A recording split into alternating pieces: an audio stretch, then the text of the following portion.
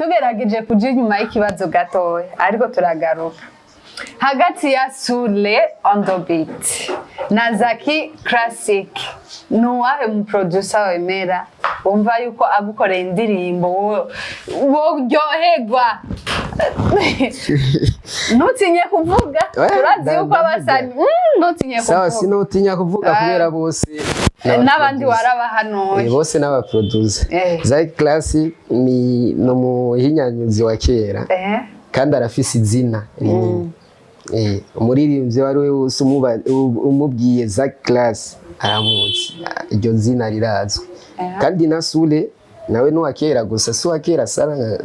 Zaki ubu ugezweho ni Mr Sule the most. Uravuze yuko bose arabahinyanyuzi ba kera kandi bose barabizi nubwo uvuze ati Mr Sule ni wagezweho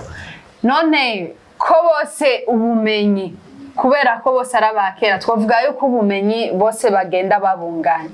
nta kuntu hoshobora kugira indirimbo imwe ariko bakayikora ari babiri vyoshoboka tuzitege ryari rero na batatu vyoshoboka oya je shaka babiri ushaka babiri oui jewe na bane vyoshoboka je shaka babiri niwe ushaka Mr Sule hamwe na Zaki kandi nico gihe uzocoma amagara aruzokora beat aro nundi azomixing tuzitege ryari iyi naheza kubera ndiko ndaja muri ibikwanza by'iyi video ya papa iyi ninabivamo ubukurikira iyi ndirimbo ikurikira izokora Zaki hamwe na Mr Sule. Uno munsi turi mu kwezi kw'icumi twitege yuko indirimbo ikurikira papa izosohoka ryari ari izohuriramwo Zaki na Sule mwitege nko mu kwezi kwa kabiri. Mu kwezi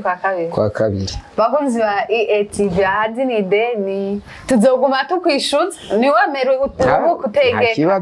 nta kibazo papa wo guhanura hariho amakuru kwanza vyaragiye bigaragara hariho icuka cahabaye kuri Kidumu na Vishu wewe rero kuri papa wo guhanura ndashaka ucishemwo impanuro kwabo bantu babiri n'abandi warabahanuye birakunda nuko bohuza tubakumvikana akaja hamwe nk'abaririmbyi bagahuza kubera uravye mu bindi bihugu barahuza baja hamwe bagakorana cyo gituma usanga umuziki wabo utera imbere noye tugumye mu mabifu ntituzotera imbere nibaje bumvikane kandi barakuze